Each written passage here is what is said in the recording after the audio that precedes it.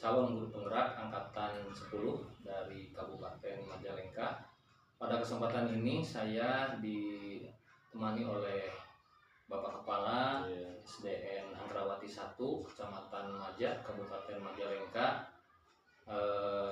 Pada sesi ini juga saya akan melakukan sesi wawancara terkait dengan kasus-kasus yang terjadi di SDN Anggrawati. Baik, kita mulai saja, Pak Kepala. Silakan. Bagaimana kabarnya Pak Kepala hari ini, sehat? Alhamdulillah, tabarakallah, baik-baik. Alhamdulillah ya, itu yang kita harapkan bersama.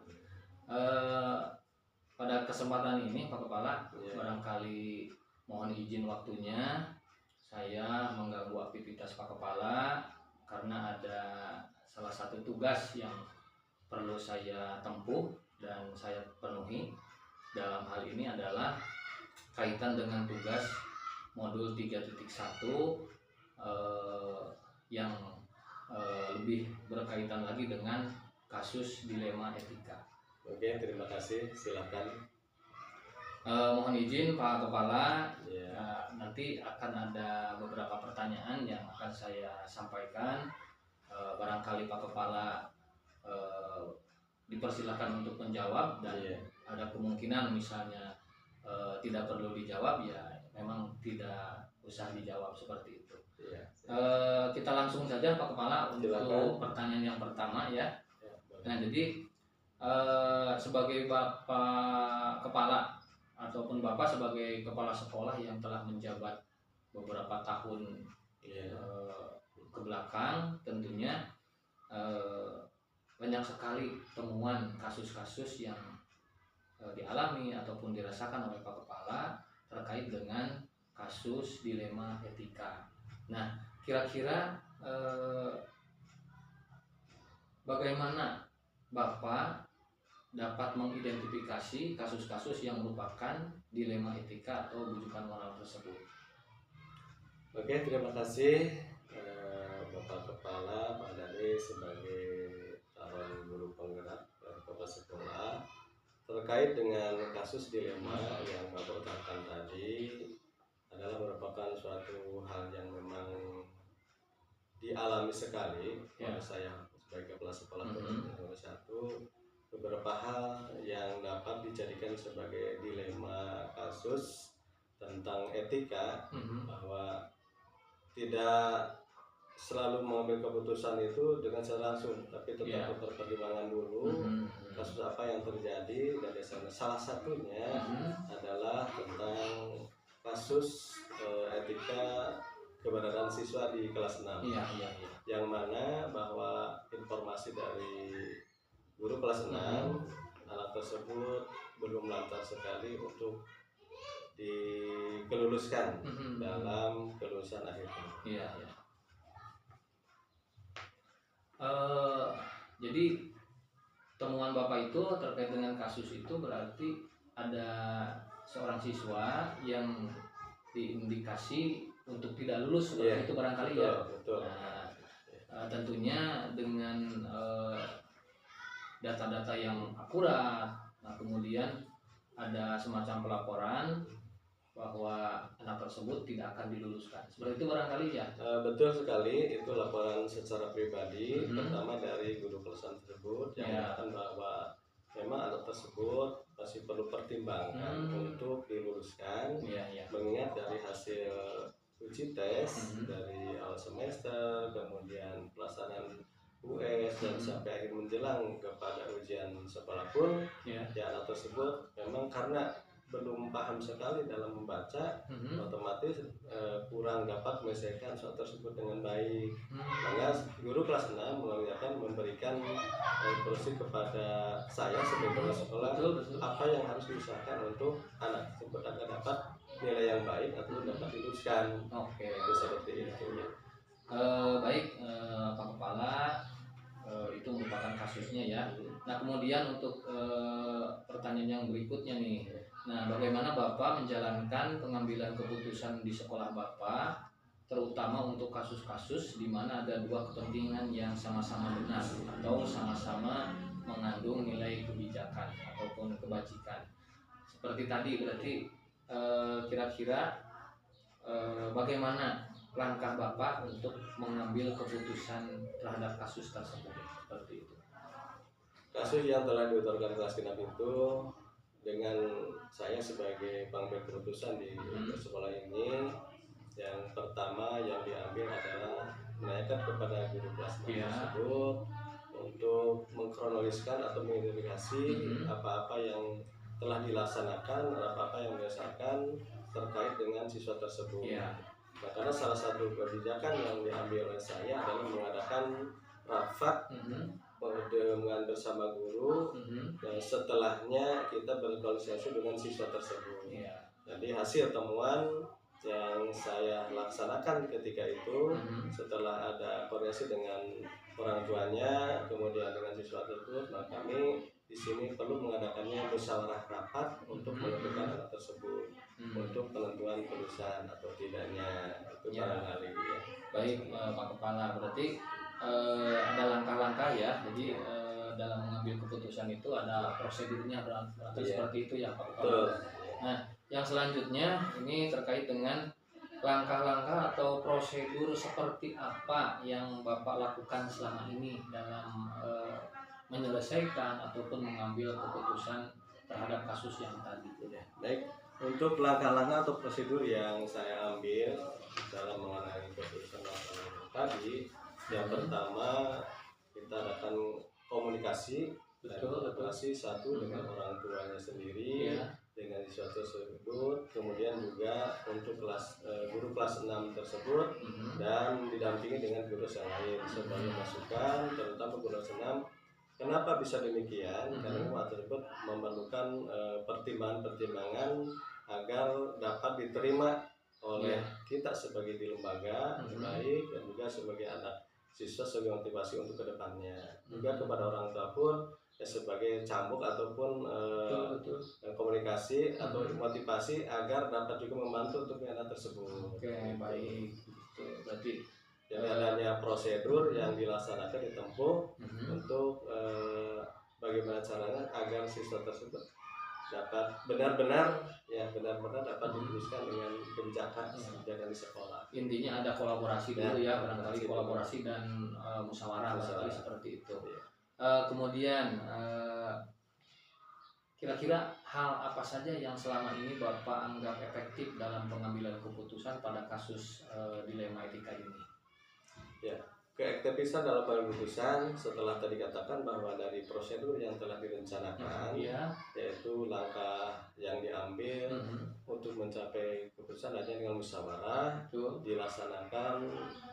Setelah menemukan tersebut, kemudian beberapa hari kemudian diadakanlah musyawarah kelas, musyawarah sekolah dengan dihadiri sekretaris sekolah, kemudian dewan guru dan guru kelas 6 tersebut, yang nanti akan kita musyawarahkan apakah siswa tersebut memang diluluskan ataukah memang disimpan. Tapi salah satunya mungkin kalau dilema juga bagi sekolah, apabila memang diluluskan dampaknya penyelesaian yang lain, diluluskan ataukah memang disimpan. Tapi salah satunya mungkin kalau dilema juga bagi sekolah, apabila memang diluluskan dampaknya penyelesaian yang lain, juga baik untuk lembaga ya. Kalau memang segi negatifnya ya mungkin itu juga segi yang lain gitu. Jadi ada segi kemanusiaannya untuk orang tua, mungkin jadi beban juga. Itu bagi sekolah ya salah satunya mungkin adalah nilai positif juga untuk ke pemerintahan. Ya itulah kita karena ada yang wajib belajar 9 tahun, jadi ya diluluskan seperti itu. Ada tuntutan berarti ya. Baik, berarti dikarenakan ada tuntutan wajar dikdas, kemudian ketakutan motivasi siswa menurun, kemudian intinya adalah sebagai pendidik, sebagai pemimpin berarti kita harus berpihak pada siswa, berarti barangkali seperti itu ya. Oke, nah, jadi poin pentingnya adalah anak tersebut ketika kasus itu, maka anak itu diluluskan barangkali seperti itu ya. Oke. Nah kemudian Pak Kepala begini, hal-hal apa saja yang selama ini merupakan tantangan dalam pengambilan keputusan pada kasus dilema etika seperti ini? Kasus yang telah terjadi di sini seperti itu mungkin banyak sekali tantangan yang Yang pertama tantangannya bisa juga. Iya, betul. Kan ada nilai moralnya, ada nilai kemanusiaannya, ada juga nilai tanggung jawab yang dipikul oleh sekolah tersebut. Iya. Tantangan yang paling utama adalah menghadapi tentang siswa yang selanjutnya apabila memang kita sebut tidak diluluskan, apa yang akan terjadi? Mungkin salah satunya adalah tantangan sekolah dapat menerima ocehan ataupun yang sifatnya negatif dalam sekolah dengan diluluskan. Yang kedua, tantangan juga mungkin dari rekan-rekan guru juga bisa terjadi, masa ini anaknya tidak diluluskan, sedangkan keberadaannya ada seperti itu. Ya, tetapi karena saya sebagai penanggung jawab sekolah ini yang tidak harus mengislah kedua tersebut dan menjadi keputusan yang sama benar-benar dapat diterima oleh kedua pihak. Itu baik dari orang tua siswa ataupun dari guru dengan rekan sejawatnya. Itu ya. Jadi intinya anak itu diluluskan, tetapi diberikan semacam program ke depan, ada perubahan nanti di depan, ya seperti itu. Pak Kepala, baik, yang selanjutnya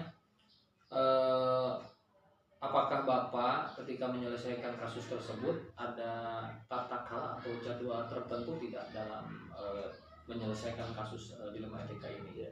Untuk kasus kita tidak tahu akan terjadinya kasus kapan. Iya, betul. Sehingga saya sebagai peserta tidak bisa atau tidak mempunyai prosedur atau jadwal yang ditetapkan, karena memang kasus tersebut spontanitas mungkin yang terjadi pada waktu itu, sehingga mungkin ada 1 bulan, ada 2 bulan, itu bisa terjadi. Kita tidak tahu hal itu, ya. Jadi tidak terjadwalkan secara parsial tentang suatu dilema kasus etika tersebut. Disesuaikan aja dengan yang terjadi pada waktu itu. Berarti situasional sifatnya. Ketika ada temuan kasus seperti itu. Oke. Selanjutnya, apakah berarti dari setelah tadi Pak Kepala menyebutkan ataupun menjelaskan, apakah Bapak menyelesaikan kasus tersebut saat itu juga atau bagaimana, Pak?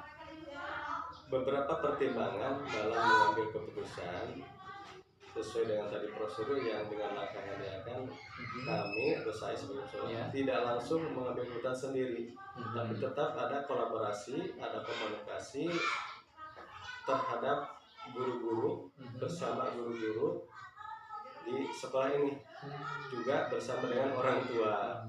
Terkasih disebut insya Allah kemudian.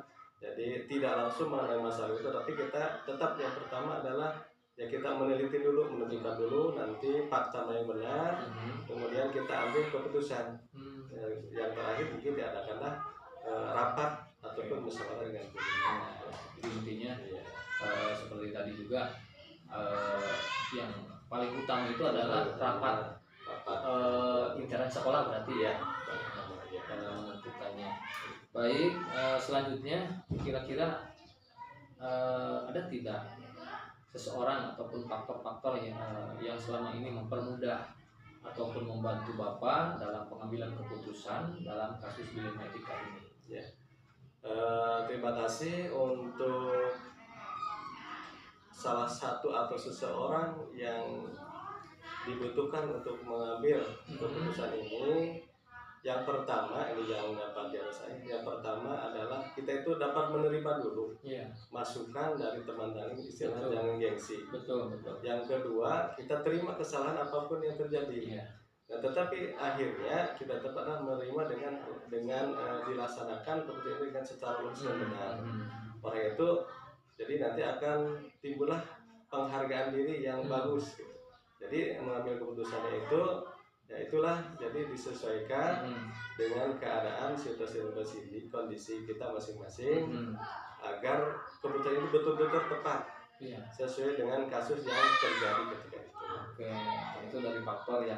Kalau misalnya ada tidak peran orang lain, seseorang yang ikut membantu dalam menyelesaikan kasus etika? Nah, kalau peran seseorang otomatis pasti ada ya. Karena keputusan ini tidak akan dapat baik atau tanpa adanya masukan dari orang lain. Maka satu guru, dewan guru, kemudian tenaga stakeholders, orang tua juga ikut serta. Bahkan untuk terang saja ya mungkin secara di sana pribadi mungkin ya ke komite juga bisa, bisa ya kan pernah dilaksanakan. Itu Jadi intinya yang membantu dalam menyelesaikan kasus TK ini adalah ya dewan guru, jadi intern sekolah yang ada berada di dekat SD. Oke, jadi ada yang terlibat ya, ada seperti itu ya. Baik, Pak Kepala, mungkin ini pertanyaan yang terakhir nih. Nah, jadi dari semua hal yang telah disampaikan tadi ketika pembelajaran, kira-kira pembelajaran apa yang dapat Bapak petik dari pengalaman Bapak dalam rangka mengambil keputusan dilema etika tersebut? Terima kasih untuk pertanyaan yang ini, pengalaman yang saya sampaikan ke sekolah yang mungkin beberapa tempat yang saya alami saat yang terjadi di sini hari ini. Insya Allah dalam mengambil keputusan ini, pengalaman yang dapat saya petik, yang pertama, kita tidak sifat beregois untuk mengambil. Yang kedua, kita tetap mempertimbangkan kasus yang telah ada, dan kita akhirnya kita harus betul-betul berpikir logis sampai masuk akal, dan akhirnya kita akan meningkatkan yaitu kelayakan hidup dan penghargaan diri yang benar dari nilai-nilai kemanusiaan dan tanggung jawab yang seperti ini. Gitu. Barangkali percakapan ini atau wawancara ini selesai Pak Kepala ya. Karena pertanyaannya sudah tadi pertanyaan terakhir. Nah, tentunya saya secara pribadi mengucapkan terima kasih yang sebesar-besarnya karena Pak Kepala sudah memberikan waktu nih, sudah meluangkan waktu sehingga saya bisa mewawancara Bapak dengan durasi yang begini lama gitu ya. Nah, sekali lagi saya ucapkan terima kasih Pak Kepala. Sama-sama. Selamat beraktivitas kembali. Dan mohon izin saya dan Yusuf Hamdani SPDSD calon guru penggerak angkatan 10 dari Kabupaten Majalengka telah selesai melaksanakan wawancara terkait dengan dilema etika kasus yang terjadi di SDN Agrawati 1 Kecamatan Maja Kabupaten Majalengka. Sekian dan terima kasih. Assalamualaikum warahmatullahi wabarakatuh.